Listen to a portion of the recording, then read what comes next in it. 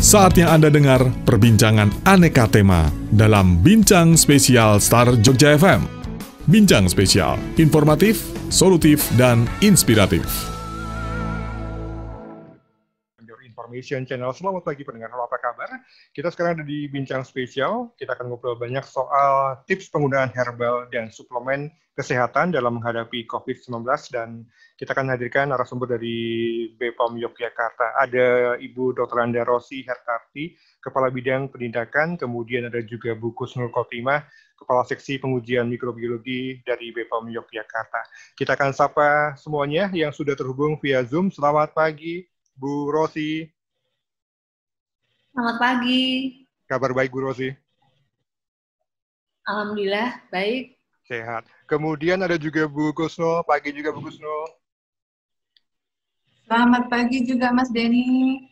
Kayaknya semuanya ceria ya wajahnya hari ini, terlihat dari Zoom kita pagi hari ini ya. Ya, sehat selalu. Yang pasti kita akan ngobrol banyak soal tips penggunaan herbal dan suplemen kesehatan dalam menghadapi COVID-19. Nah, saya ke Bu Rosi terlebih dahulu. Bu Rosi, tema ini kan menarik untuk dicermati juga. Kenapa nih Bu, BPOM tertarik untuk mengangkat tips penggunaan herbal dan suplemen kesehatan dalam menghadapi COVID-19 ini, Bu? Baik, Mas Denny.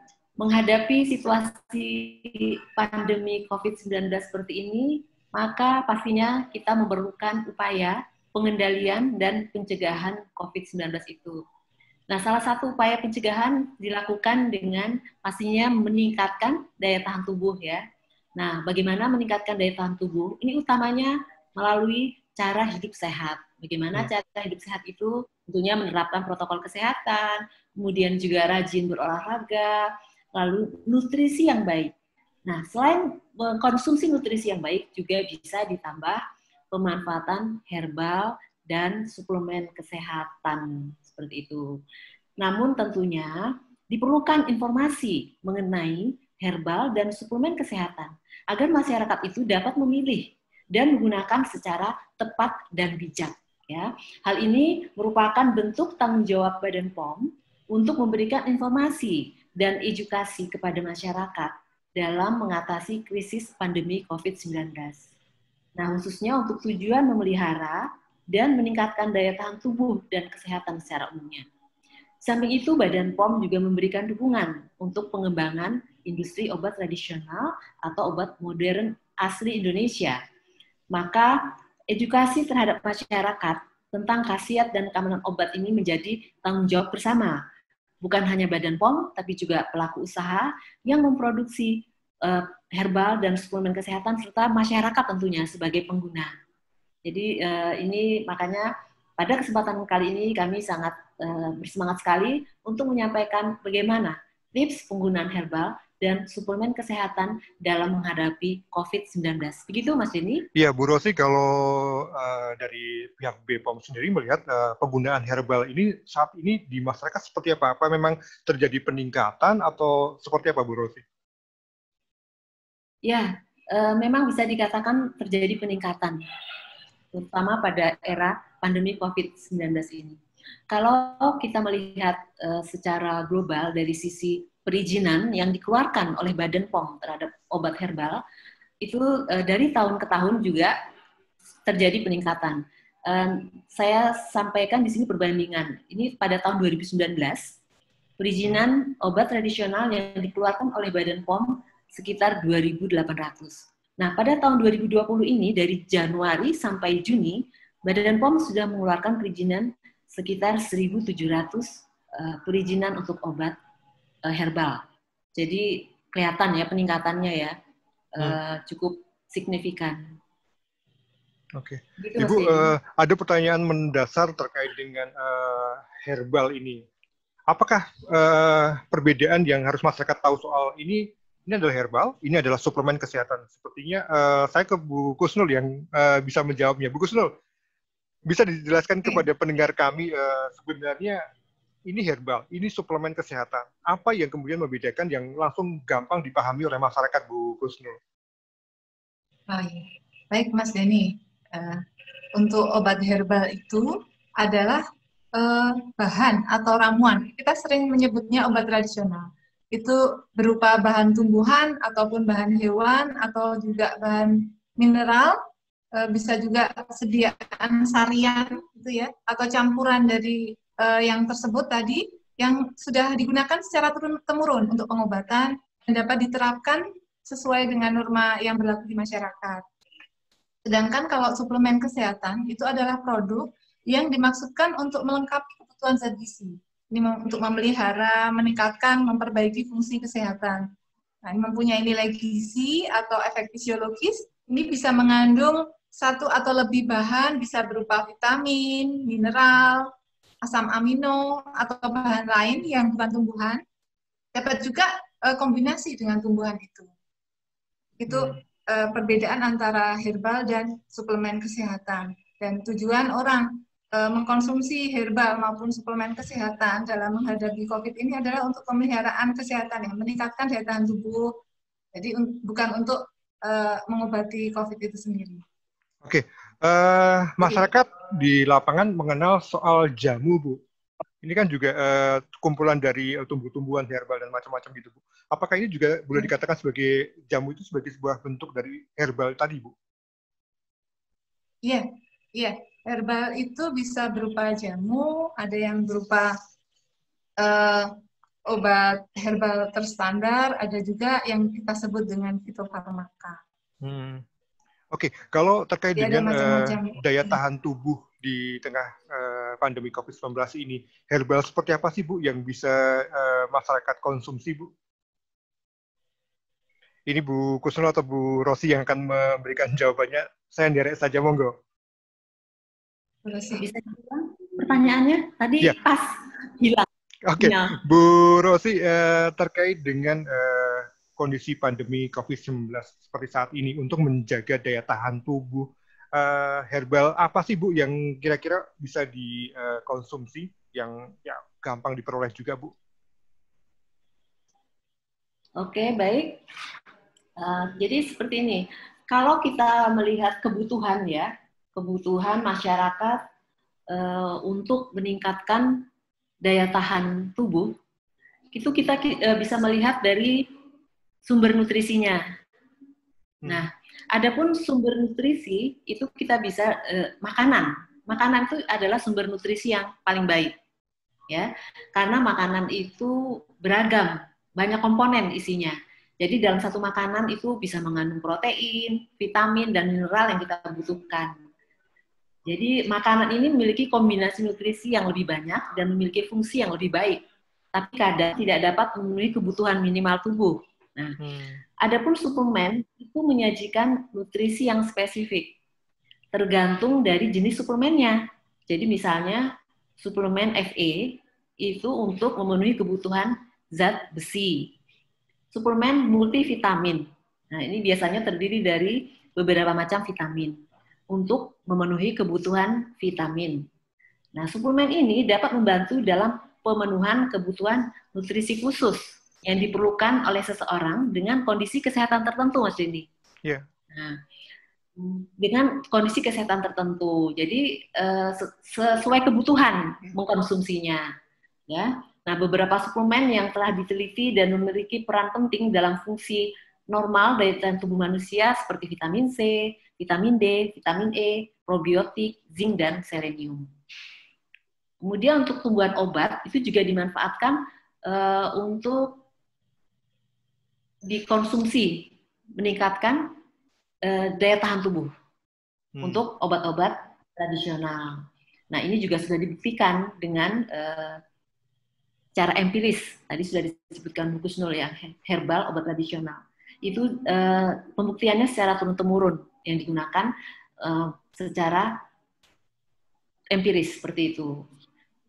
Seperti itu, Mas Denny. Oke, Bu, terkait dengan sumber nutrisi yang paling baik tadi, oke lah, makanan yang paling baik. Kemudian sebenarnya kapan yang waktu yang tepat kita harus mengkonsumsi herbal ataupun mengkonsumsi suplemen tadi, Bu? Kapan waktu yang paling tepat?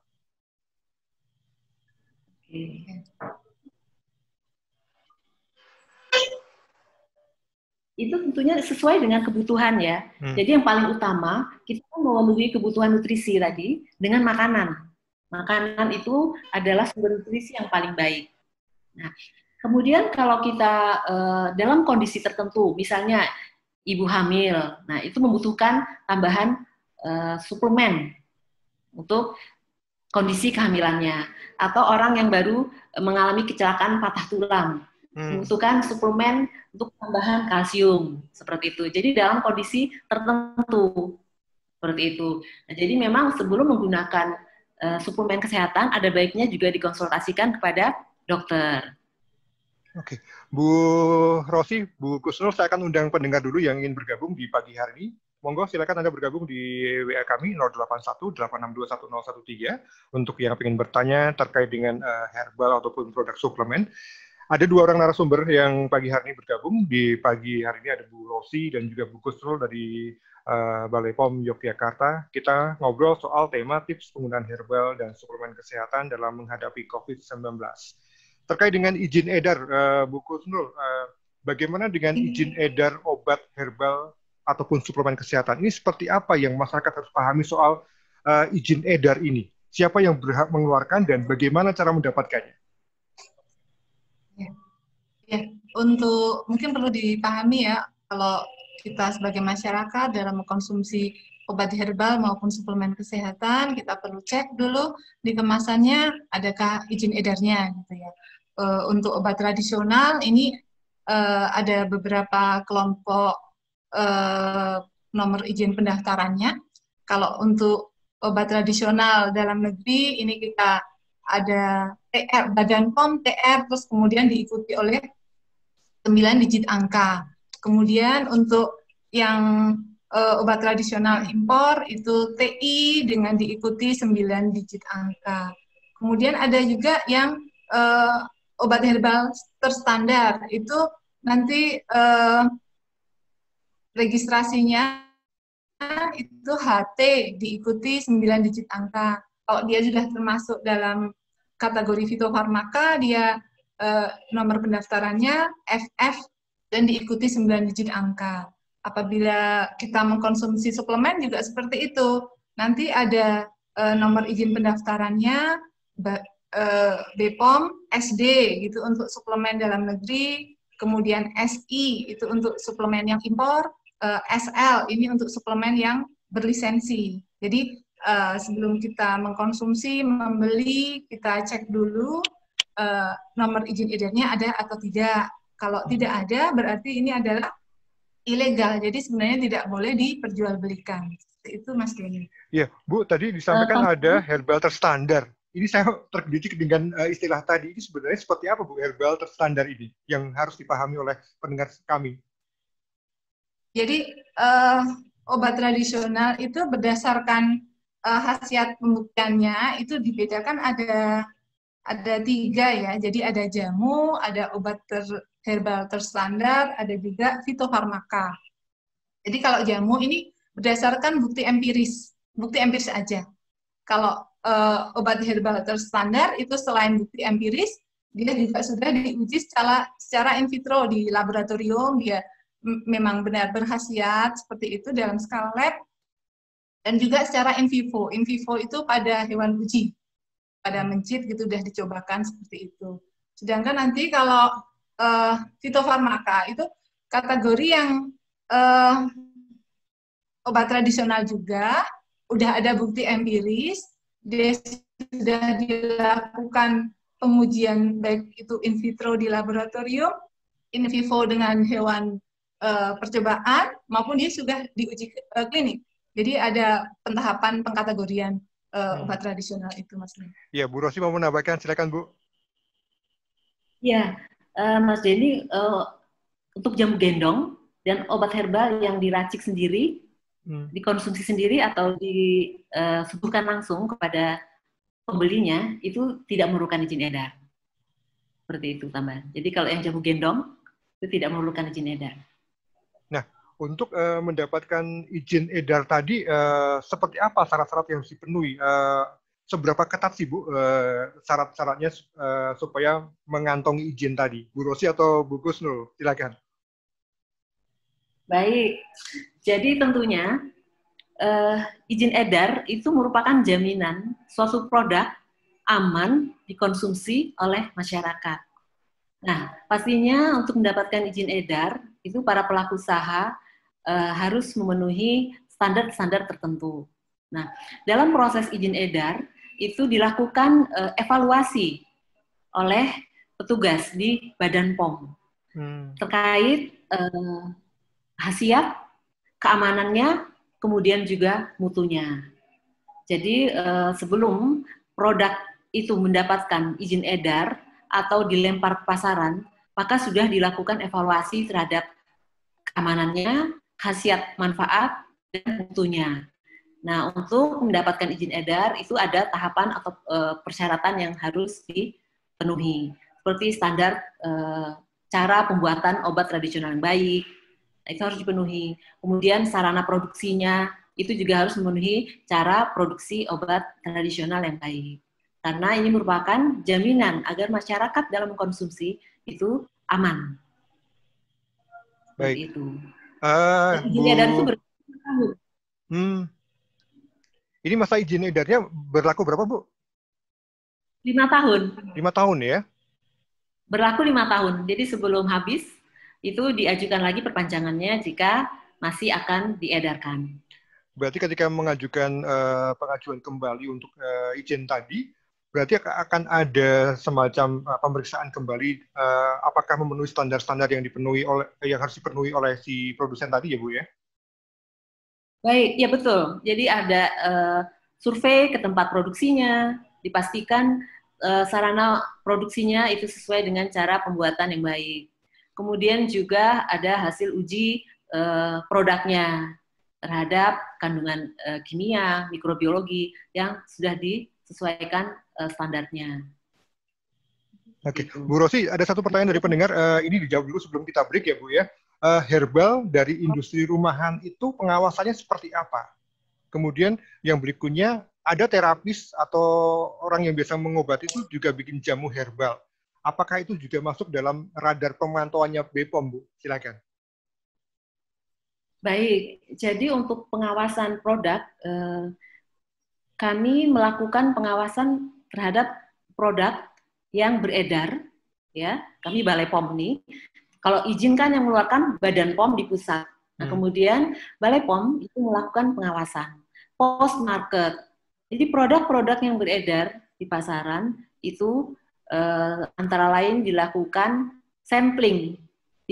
Dilakukan sampling dengan melalui pembelian produk yang beredar di pasaran. Kemudian dilakukan pengecekan, ya.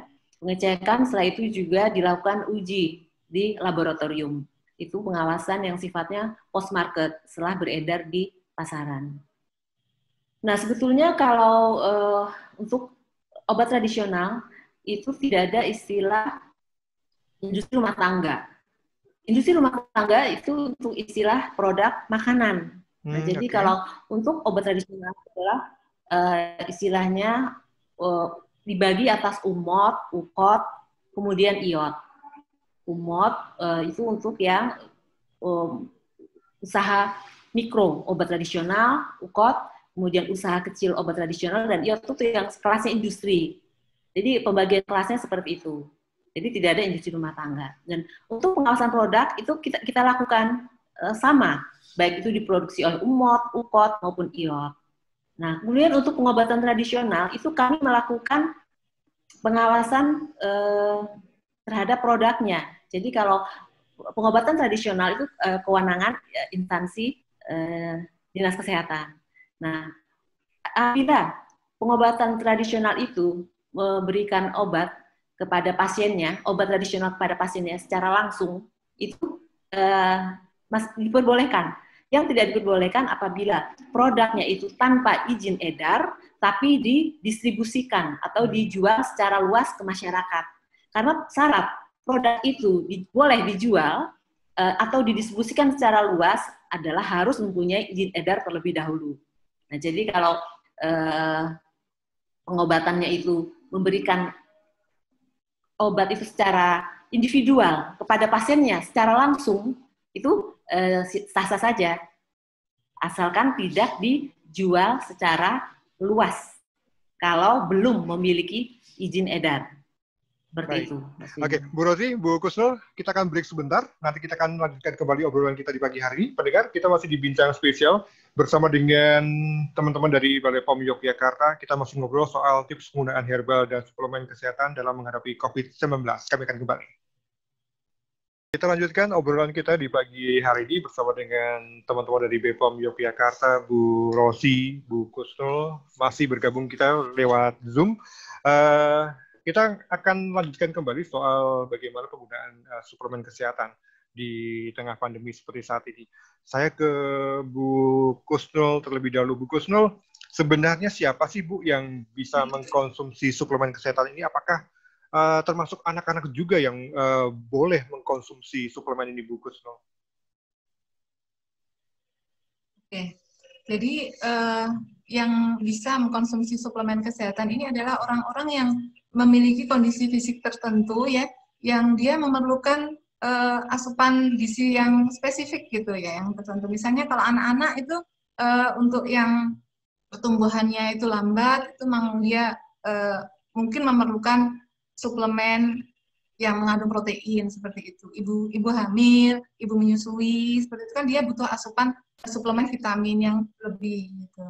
Jadi sesuai ini ya, sesuai kebutuhannya. Jadi anak-anak juga kalau dia membutuhkan, dia perlu seperti itu. Jadi memang lebih baiknya kalau konsultasi dengan dokter. Oke. Itu Nah, apakah suplemen kesehatan ini juga bisa membawa dampak lain terhadap tubuh kita? Saya katakan, apakah ini punya bahaya sih Bu terkait mengkonsumsi suplemen kesehatan yang tanpa aturan itu? Yes. Jadi apabila seseorang ini tidak mempunyai kebutuhan nutrisi khusus gitu, dia minum suplemen tanpa mengindahkan aturannya, itu juga bisa menyebabkan nutrisinya itu berlebih, dan ini akan bisa berakibat yang toksik juga bagi kesehatan. Ada juga gejala-gejalanya, bisa keracunan gitu ya, mual, muntah, sakit perut seperti itu, dan bisa juga berdampak akan merusak ginjal dan juga akan bisa memicu terjadinya stroke.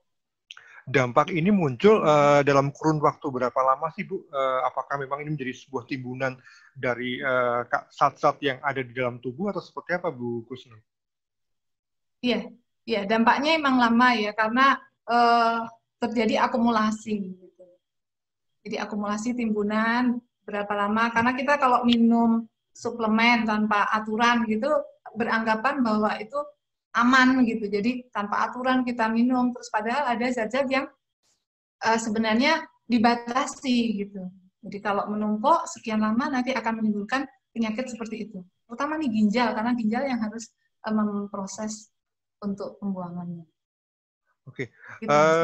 Nah, terkait dengan Bu Rosi mau menambahkan juga seputar apa yang disampaikan Bu Kusnul, silakan. Halo? Ya, silakan Bu Rosi. Ya. Bisa diulang, tadi hilang sinyalnya Mas Denny, maaf. Ibu, terkait dengan bahaya mengkonsumsi suplemen dalam jangka waktu yang lama dan tanpa aturan yang sebagaimana mestinya. Mungkin Ibu Rosi juga akan menambahkan apa yang disampaikan oleh Bu Kusnul tadi. Ada beberapa bahaya yang muncul sebagai dampak mengkonsumsi tadi, Bu. Ya, baik Mas Denny, saya ingin meng-highlight suplemen kesehatan, suplemen makanan ini ya. Jadi kalau memang peredaran suplemen makanan ini belum diatur secara rigid seperti peredaran obat misalnya, sehingga dapat dijumpai di mana saja. Bahkan di beberapa kantin sekolah juga menyediakan suplemen dalam bentuk cairan yang seolah-olah seperti minuman ringan. Oke. Nah, jadi anak-anak sekolah itu kami pernah melakukan survei. Anak-anak sekolah itu ketika istirahat, mereka kan kehausan, ya. Kemudian menyerbu kantin, membeli minuman cair, seperti seolah-olah itu minuman ringan. Tapi itu sebetulnya adalah suplemen makanan. Nah ini mungkin anak-anak kan tidak tahu ya, belum bisa membedakan yang mana minuman ringan, yang mana yang suplemen. Jadi kalau itu suplemen dia bukan minuman ringan, Jadi untuk mengkonsumsinya juga harus sesuai aturan. Tidak seperti kalau meminum minuman ringan seperti itu. Nah, maka kepada anak-anak juga perlu diinformasikan bahwa kalau mau membeli minuman cairan, tolong dicek itu minuman ringan atau suplemen makanan. Kalau makanan minuman itu izin edarnya diawali dengan POM BPOM-MD.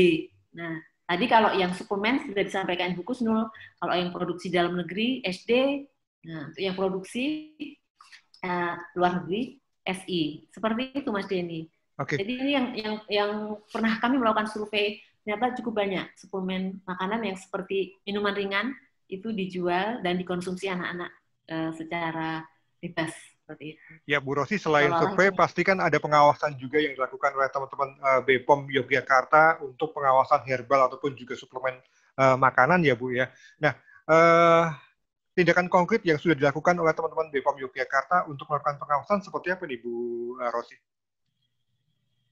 Oke, jadi sebetulnya pengawasan itu terdiri dari 3 pilar ya Mas Denny ya. Pemerintah, kemudian pelaku usaha, dan juga masyarakat. 3 pilar ini bertanggung jawab terhadap peredaran produk di pasaran. Nah, dari pemerintah, itu BPOM mengeluarkan regulasi-regulasi dan juga ada sistem pengawasan baik pre-market maupun post-market. Kemudian juga BPOM bekerja sama dengan lintas sektor terkait untuk melakukan pengawasan-pengawasan, jadi tidak berjalan sendiri. Nah, pelaku usaha ini juga perlu diberi pemahaman atau edukasi terkait regulasi untuk perizinan produknya, agar mereka paham dalam memproduksi itu aturannya seperti apa, persyaratannya seperti apa, karena ini merupakan jaminan keamanan. Nah, masyarakat sendiri harus juga dibuat pintar. Oleh karena itu, salah satu tugas dari kami itu melakukan informasi, komunikasi, dan edukasi. Salah satunya seperti ini. Jadi kami mengedukasi masyarakat melalui penyuluhan, KIE, seperti ini. Agar masyarakat itu tahu kebutuhan mereka apa, kemudian yang mereka konsumsi apa. Jadi mengkonsumsi sesuai kebutuhan, seperti itu. Nah, itu perlu disampaikan kepada masyarakat agar masyarakat itu menjadi masyarakat yang cerdas, yang mampu melindungi dirinya sendiri dari produk yang tidak memenuhi ketentuan. Oke. Untuk razia Bu, razia produk-produk seperti ini, apakah ada juga dilakukan di Yogyakarta Bu? Terkait razia? Ya. Jadi salah satu bentuk pengawasan di lapangan, selain tadi yang sudah kami sampaikan, juga ada yang sifatnya berupa sidak ya, kemudian razia untuk mengantisipasi hal-hal yang tidak diinginkan ini. Nah, jadi di Badan POM itu juga ada deputi penindakan. Kemudian di Balai POM itu juga ada bidang penindakan. Nah, bidang penindakan ini yang mempunyai tugas menindaklanjuti. Nah, apakah itu dalam bentuk pengaduan masyarakat, ataukah itu hasil dari pemeriksaan pengawasan di lapangan yang dilakukan oleh bidang pemeriksaan di Balai POM, apabila ditemukan indikasi terjadinya peredaran produk yang tidak memenuhi ketentuan, dilakukan tindakan tindak lanjut oleh bidang penindakan berupa penyelidikan, penyidikan, dan bahkan bisa sampai diangkat ke pro justisia. Seperti itu. Oke, saya ke pertanyaan pendengar dulu, Bu Rosi. Bagaimana pula dengan pengawasan obat herbal impor? Kita tahu herbal impor dari Tiongkok itu cukup banyak, Bu, dan juga dijual di media-media sosial ataupun juga lewat online, Bu. Bagaimana pengawasan terkait dengan hal ini? Silakan, Bu. Baik, jadi untuk produk impor itu tidak dilarang sepanjang sudah melakukan proses perizinannya. Jadi untuk produk impor, untuk obat tradisional itu diawali dengan BPOM-TI yang diikuti 9 digit. Itu untuk produk impor. Nah, kalau ada izin edar seperti itu adalah legal, boleh beredar sepanjang sudah melalui proses evaluasi pre-market untuk mendapatkan izin edarnya. Nah, Kemudian juga untuk produk import ini diwajibkan dalam labelnya mencantumkan bahasa Indonesia. Seperti itu. Agar konsumen itu bisa memilih produk dengan benar. Jadi wajib mencantumkan bahasa Indonesia. Ada labelnya. Jadi boleh. Dan pengawasannya sama seperti terhadap produk lainnya. Dilakukan sampling, uji laboratorium, dan tadi sebelum mendapatkan izin edar juga dilakukan evaluasi pre-market terhadap dokumen dan produk tersebut. Oke, untuk ancaman hukuman Bu, ketika misalnya kedapatan mereka mengedarkan produk yang tanpa izin edar ini, ancaman hukumannya sampai seberapa lama sih Bu Rosi? Baik, jadi karena obat tradisional itu termasuk dalam sediaan farmasi, kami menggunakan Undang-Undang Nomor 36 Tahun 2009 tentang kesehatan. Nah, jadi kalau produk yang beredar itu tanpa izin edar, itu masuk pada pasal 197, di mana ancaman hukumannya maksimal paling tinggi bisa pidana penjara sampai 15 tahun. Kemudian juga denda maksimal 1,5 miliar. Itu sanksinya apabila mengedarkan produk tanpa izin edar. Oke, ancamannya cukup berat juga ya Bu Rosi ya. Nah, bagi mereka yang ingin mengkonsumsi obat herbal ataupun suplemen kesehatan, nah saya pengen tanya ke Bu Kusnul ini. Bu Kusnul, tipsnya sih seperti apa sih Bu untuk bagaimana kalau seseorang, termasuk saya misalnya, saya ingin mengkonsumsi obat herbal ataupun suplemen agar aman bagi tubuh dan juga tidak membawa dampak efek lanjutan yang tidak diinginkan di belakang hari, Bu? Ya, jadi tipsnya itu adalah pertama kita sebagai konsumen harus ingat cek klik ya, cek kemasan, K-nya itu kemasan, L-nya itu label, I izin edar, dan K itu kadaluarsa. Jadi dilihat dulu obat herbal atau suplemen kesehatan yang akan kita beli, kemasannya seperti apa, apakah kemasannya rusak atau cacat, seperti itu jangan kita terima. Kemudian di labelnya sesuai enggak dengan apa yang kebutuhan kita gitu ya. Kemudian izin edarnya juga dicek, ini udah ada izin edarnya atau belum. Kalau belum, ini jangan dibeli gitu ya. Karena kalau dengan ada izin edar, ada yang menjamin bahwa obat tersebut sudah, obat tradisional ataupun suplemen tersebut sudah melalui suatu proses penilaian gitu, keamanannya. Dan juga masa kadaluarsanya harus dicek. Kalau kadaluarsa jangan kita terima. Jadi itu Mas Denny ya, cek klik itu yang harus kita ingat sebagai konsumen. Paling gampang langkah tadi ya. Oke, iya. Bu Rosi, ada pertanyaan yang masuk barusan saja ini terkait dengan pengawasan penjualan obat-obat di kios-kios kecil itu loh Bu. Itu seperti apa sebenarnya? Ini mungkin di luar yang kita bahas, tapi ini menarik juga untuk disampaikan. Ada kios-kios obat-obat kecil-kecil di pinggir jalan itu menjual obat Bu. Bagaimana pengawasannya? Ya, baik Mas Denny. Jadi memang kegiatan kami yang terkait pengawasan di lapangan itu adalah melakukan sampling produknya di lapangan. Kemudian dilakukan uji laboratorium. Sebelum itu juga kami lakukan cek labelnya, kemudian juga ke legalitasnya. Nah, seperti itu. Jadi bagi masyarakat juga, kalau ingin mengecek legalitas produk, apakah produk itu memiliki izin edar, bisa melakukan cek secara mandiri melalui website cek bpom.go.id. Bisa ya? Itu bisa melakukan secara mandiri dengan memasukkan kata kunci, bisa nama produknya, bisa pabriknya, industrinya, seperti itu kata kuncinya. Nanti bisa, kalau dia muncul berarti itu legal, ada izin edarnya. Nah, seperti itu. Kemudian juga mungkin jadi terhadap yang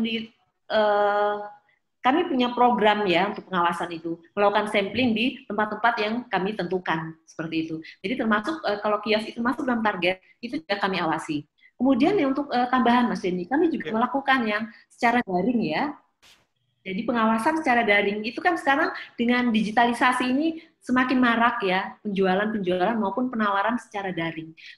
Badan POM, Balai POM juga melakukan pengawasan secara daring melalui patroli cyber seperti itu.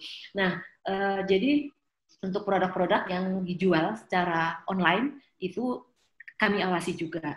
Dan bahkan selama Januari sampai Juni ini Badan POM sudah mengajukan takedown atau penghapusan link penjualan baik itu obat maupun produk lainnya yang tidak sesuai ketentuan dengan mengajukan kepada Kementerian Komunikasi dan Informatika serta Asosiasi E-commerce Indonesia terhadap lapak-lapak menjual produk yang tidak sesuai atau tidak memenuhi ketentuan seperti itu. Jadi pengawasan daring juga dilakukan. Jadi pengawasannya berlapis, di lapangan ada, di secara daring pun dilakukan seperti itu tadi ya, Bu Rosi ya. Di semua lini. Semua lini ya. Semua lini dan seperti itu. Bahkan sampai tadi kami juga pro justisia. Oke. Seperti itu. Yang pasti keterlibatan masyarakat juga harus aktif dilakukan ya Bu ya, untuk ikut mengawasi peredaran herbal ataupun suplemen kesehatan ini. Nah, himbauan Bu kepada masyarakat seperti apa untuk terlibat ikut mengawasi dan juga ya menjauhkan diri dari produk herbal ataupun suplemen yang memang tidak layak untuk dikonsumsi. Ya, baik. Silakan Bu. Putus. Ya. Ibu, himbauan kepada masyarakat, Bu, untuk pendengar kami terkait dengan ikut mengawasi, kemudian menghindari produk makanan ataupun herbal yang tidak sesuai dengan izin tadi, Bu. Silakan, Bu. Himbauannya. Ya, baik. Baik, jadi Badan POM menghimbau kepada masyarakat agar menggunakan, ini kita konteksnya produk herbal dan suplemen kesehatan ya, Mas Denny ya? Yes. Ya, agar menggunakan produk herbal dan suplemen kesehatan secara aman dan tepat. Tadi caranya dengan mengkonsumsi yang sudah memiliki izin edar. Nah, bisa dicek di cek bpom.go.id untuk menjamin keamanan, khasiat, manfaat, dan mutu produknya. Tadi juga dipastikan lakukan ceklik yang sudah disampaikan Bu Kusno. Kemudian konsultasi terlebih dahulu ke dokter apabila memiliki riwayat penyakit tertentu. Dan memperhatikan peringatan dan yang tercantum pada label.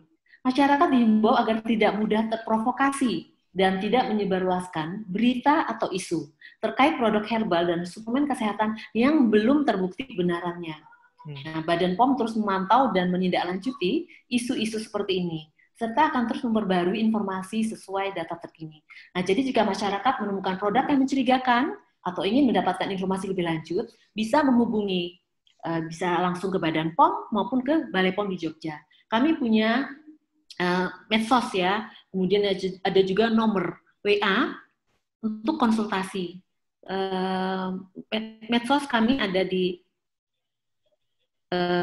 Twitter, Facebook, kemudian juga ada di Instagram. Kami juga ada website dan subsite, kemudian juga ada nomor WA di 0811-254-3633. Kami akan sangat berterima kasih sekali apabila masyarakat juga aktif memberikan informasi terkait adanya produk-produk yang mencurigakan atau yang tidak sesuai ketentuan. Jadi bisa juga di email ke bbpomjg@yahoo.co.id. Kemudian Facebook kami Balai Besar POM Yogyakarta, kemudian IG kami bbpom_Yogyakarta, Twitter kami @bpom_Jogja. Mungkin itu, Mas Denny. Oke, menarik sekali. Yang pasti pemerintah, masyarakat, dan industri juga harus berkolaborasi untuk memberikan produk yang memang pas dan sehat dikonsumsi oleh masyarakat. Begitu Bu Rosi dan Bu Kusnul ya. Betul sekali. Baik, Bu Rosi, Bu Kusnul, waktu terbatas. Terima kasih sudah bergabung di pagi hari ini. Kita udah ngobrol banyak soal bagaimana menggunakan produk herbal dan juga suplemen kesehatan. Terima kasih Bu Rosi, Bu Kusnul. Selamat pagi, selamat bertugas kembali Bu. Salam untuk teman-teman di sana ya. Yes. Terima kasih Mas Denny. Ya, demikian pendengar perbincangan kami bersama dengan Balai POM Yogyakarta terkait dengan tips penggunaan herbal dan suplemen kesehatan dalam menghadapi COVID-19. Terima kasih untuk Anda yang sudah bergabung di 0818621013. Denny Arta bersama dengan teman-teman tim produksi mengucapkan terima kasih dan sampai jumpa. Telah Anda dengar bincang spesial dari Star Jogja FM. Bincang spesial informatif, solutif, dan inspiratif.